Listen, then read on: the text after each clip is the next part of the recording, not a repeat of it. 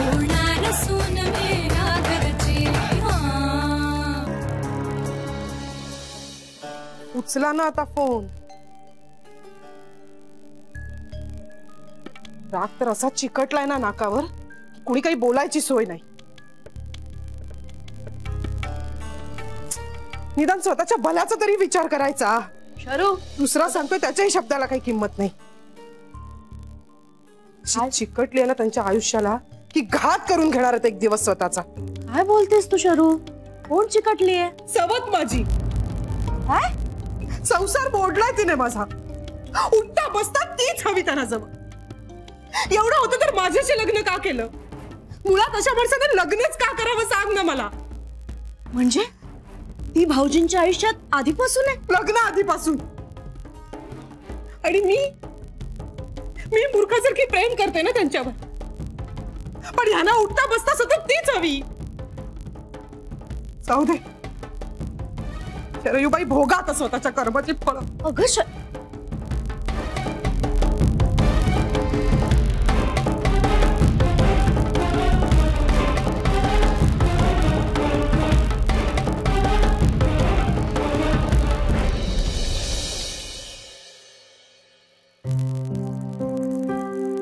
Excuse me. Yes. Hey, hi. Hello. Janhavi? ती बाहेर गेलीये, येईलच 5 मिनिटात. बसा ना. हा. थँक्यू. तिच्याकडे काम असेल तर इकडे बसा. तू सॉरी, तुम्ही ओळखला नाहीत मला? नीट आठवत नाहीये. आपण जान्हवीच्या लग्नात भेटलो होतो. गीताच ना?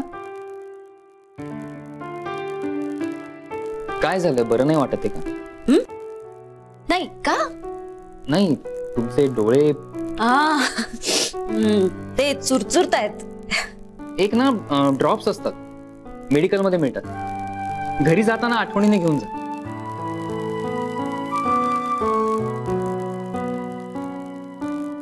काय झालंय? आय मीन, मी बोलायला नकोय का? सॉरी. थँक्यू.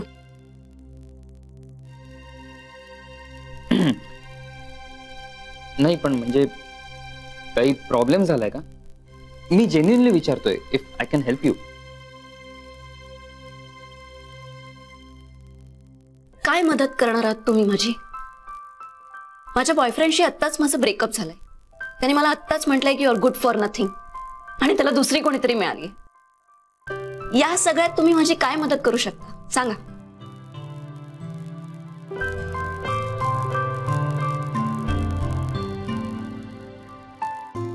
तुम्ही हसताय. नाही, आय एम सॉरी. मी तुम्हाला हसत नाही. नाही, तुम्ही कोणालाही हसत असला ना तरी ही हसायची वेळ नाहीये. मी तुम्हाला गंभीर काहीतरी सांगतेय. नाही, I am sorry. I am really sorry. नाही पण माझं ब्रेकअप झालं तेव्हा माझी गर्लफ्रेंड मला एक्झॅक्टली हे वाक्य बोलली होती, that I am good for nothing. ह्या योगायोगाचं हसू आलं, बाकी काय.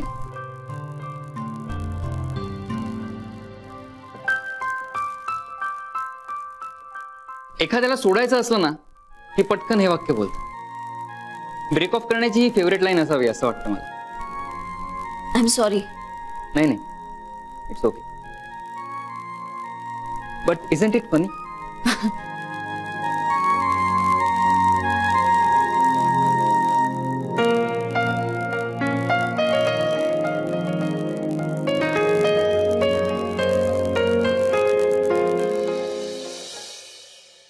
हे पण कसली मज्जा येईल.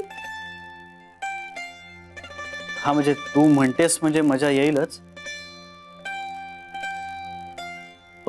पण कशात मजा येईल? श्री, तुझं लक्षच नाहीये माझ्या बोलण्याकडे. अगं ते हे हे आवरत होतो ना, म्हणून माझं लक्ष नव्हतं. मग ते ठेव बाजूला आणि लक्ष दे माझ्याकडे. अगं बर, दिलं लक्ष. बोल, तू काय म्हणत होतीस? कशामुळे तरी मजा येईल वगैरे? अरे मनीष आणि गीताचं जमलं तर मज्जा येईल ना. काय झालं? आता ही आयडिया कशी काय आली तुझ्या डोक्यात? आज मनीष आला होता ऑफिसमध्ये आणि तो आणि गीता इतके छान गप्पा मारत होते माहितीये एकमेकांची. जान्हवी, हे बघ, युजली अनोळखी माणसं एकमेकांना पहिल्यांदा भेटल्यानंतर सिव्हिलाइज्डच वागतात, चांगलंच बोलतात जनरली. ते एकमेकांना ओळखतात, मग अनोळखी कसे? आणि मला कळतं, म्हणजे केमिस्ट्री कळते दोन माणसांमधली. हो, मग मला होकार द्यायला इतका वेळ का घालवलं? गप्प बस श्री. बरं ऐक ना, तू एक थर्ड पर्सन म्हणून विचार कर. ते दोघं ऍज अ कपल किती छान वाटतात, म्हणजे किती क्यूट आहेत दोघं आणि एकदम कम्पॅटेबल वाटतात. ए हॅलो, तू काय डायरेक्ट कम्पॅटेबिलिटी पर्यंत पोहोचलीस? चिल, जरा सावकाश, स्पीड खूप वाढतोय आपला. पण करेक्ट मार्गावर आहे की नाही मी? आता तू बघ, मी ना हळूच हा विचार गीताच्या मनात. नको नको सांगू जान्हवी, तू ह्यात पडूही नकोस. असं काय रे? अगं त्यांचं त्यांना बघू देत ना, आपण कशाला पडायचं? तसं नाही रे. आता बघ, ते दोघांची परिस्थिती सारखीच आहे की नाही आता. म्हणजे गीताचा ब्रेकअप झालाय, मनीषही एकटाच आहे. त्यामुळे जर त्या दोघांचं जमलं तर किती छान होईल. काय झालं? काय नाही, मला ना तुम्हा मुलींचं काही कळत नाही. म्हणजे कुणाही दोन माणसांचं जमलं ना की स्वतःच जमलं इतका आनंद होतो तुम्हाला, नाही? असू दे, हे बघ, त्या दोघांचं चांगलं व्हावं इतकंच वाटतंय मला. ती गोडस तू.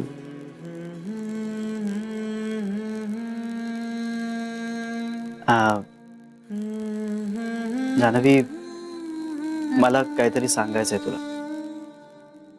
चला, फायनली तुला मला काहीतरी सांगायचंय. ऐक ना, मी मनीष बद्दल खोटं बोललो तुझ्याशी. माहितीये मला. मग इट्स ओके, इट्स ओके.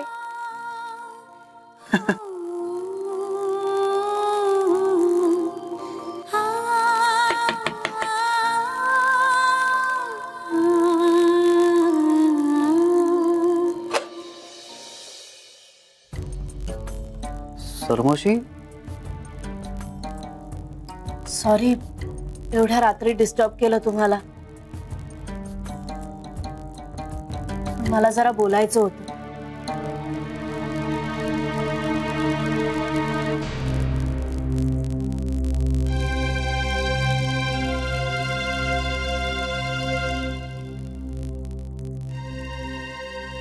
सरू मावशी, काहीतरी बोलणार होतात ना?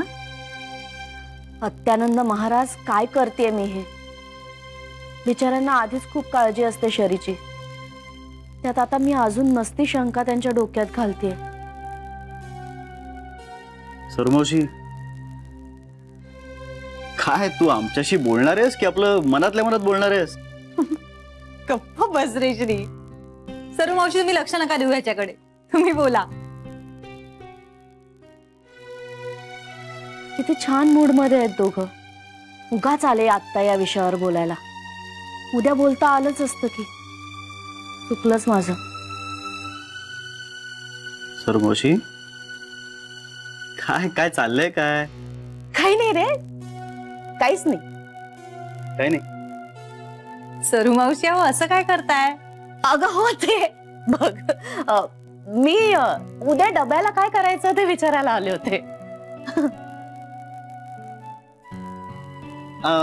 मी सांगतो ना. Maybe veg chowmein, fried rice कर किंवा स्प्रिंग रोल्स कर. काहीही श्री. अगं मग काय, आजवर मला विचारून या घरात कधी स्वयंपाक झालाय का? मी बिचारा माझ्या समोर जे वाढलं जातं ते मुकाट्यानं मान खाली घालून खात असतो. हो, आला मोठा. तुला न आवडणारा पदार्थ शेवटचा कधी झालाय घरात आठवताय का? सरू मावशी, असं का विचारताय? अगं ते सुचत नव्हतं ग मला काही, म्हणून म्हटलं तुम्हाला विचारावं. काहीही करा, चालेल आम्हाला. इनफॅक्ट आवडेल. हो ना बरं ए मावशी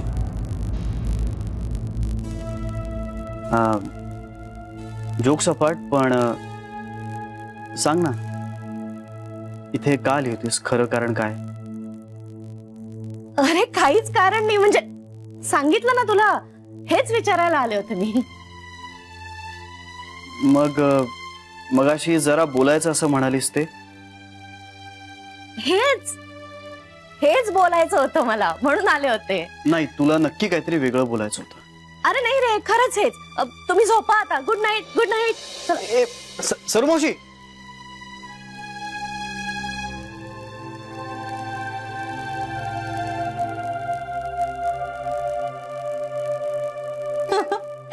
कसा बोलतोस तू सगळ्यांशी? मी काय बोललो मी सगळ्यांशी अतिशय प्रेमाने आणि आदरानेच बोलतो हो अगं थोडीशी थट्टा मस्करी बरी असते तशाही एकट्याच असतात बिचाऱ्या पण मला खूप मजा येते बघायला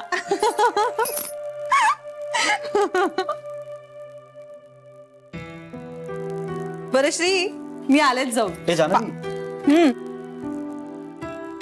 सरू मावशी काहीतरी वेगळ्या कारणासाठी इथे आली होती असं नाही वाटत तुला म्हणजे इथे येऊन तिने कारण बदललं असं नाही वाटलं तुला नाही रे मला नाही वाटलं अगं धांदल उडाली होती तिची कारण सांगताना बघितलं नाहीस का तू श्री तू उगाच एक्साइट होऊ नकोस हा म्हणजे थोड्याशा गडबडल्या होत्या त्या हा पण जर त्यांनी सांगितलं नसेल तर सोपं आहे अरे त्यांना सांगायचं नव्हतं म्हणून त्या नाही बोलल्या डोंट वरी त्यांना ज्या बोलायचं असेल त्या बोलतील त्या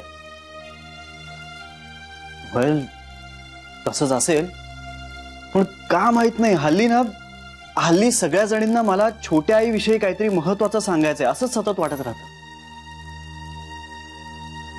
श्री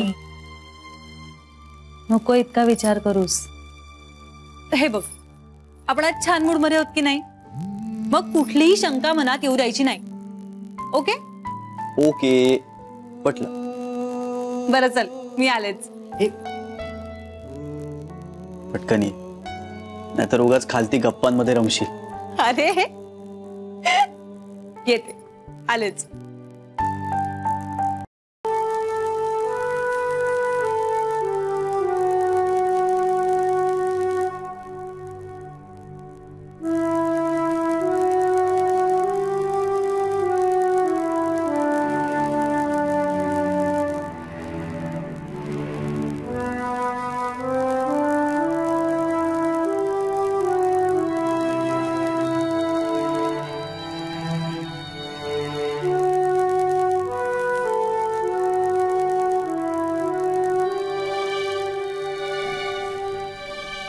आईचे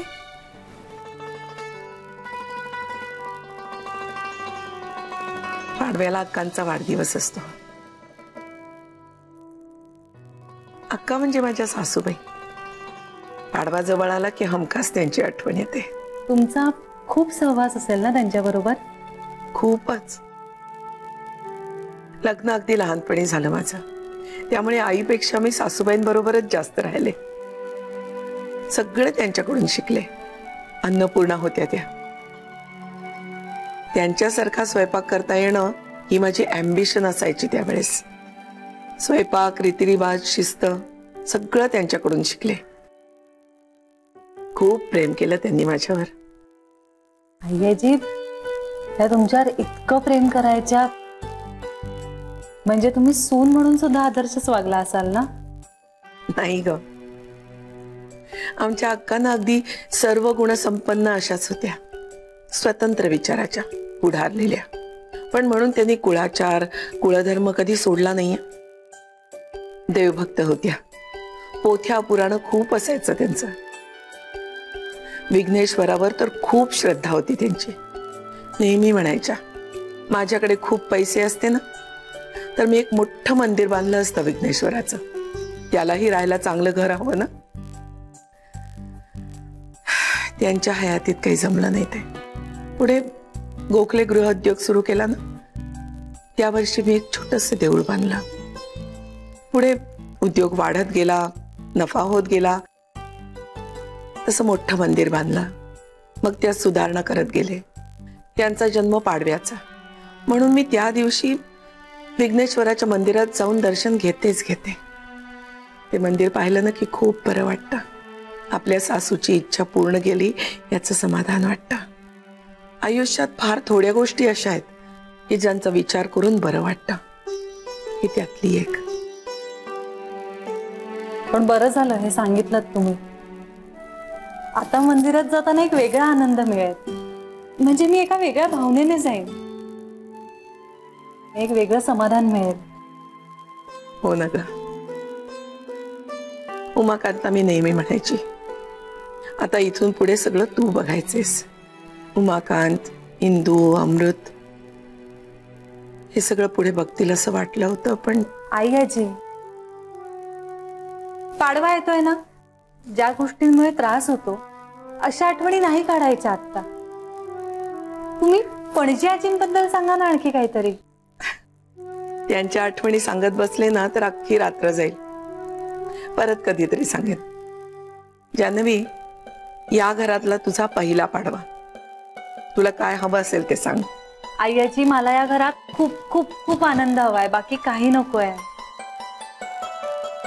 आई बाबांना भेटायचे? जमलं तर बघते. श्रीला वेळ असेल तर जाऊन येऊ. आई आजी, आमच्या चाळीत ना असे सण आले की मस्त वातावरण असायचं. म्हणजे प्रत्येक घराबाहेर गुढी उभारलेली असायची, दाराबाहेर रांगोळ्या आणि घराघरातून गोड पदार्थांचे वास यायचे. इतकी मजा यायची माहितीये. आणि चाळीतल्या मुलांना तर निमित्त मिळायचं दिवाळीतले फटाके पुन्हा उडवण्यासाठी. खूप मजा यायची. करू, आपणही सगळं करू. तुला उत्साह आहे ना, पण झालं तर. जान्हवी, तुम्हा दोघांमुळे या घरात उत्साह आलाय. विघ्नेश्वरा, तो तसाच ठेव रे बाबा.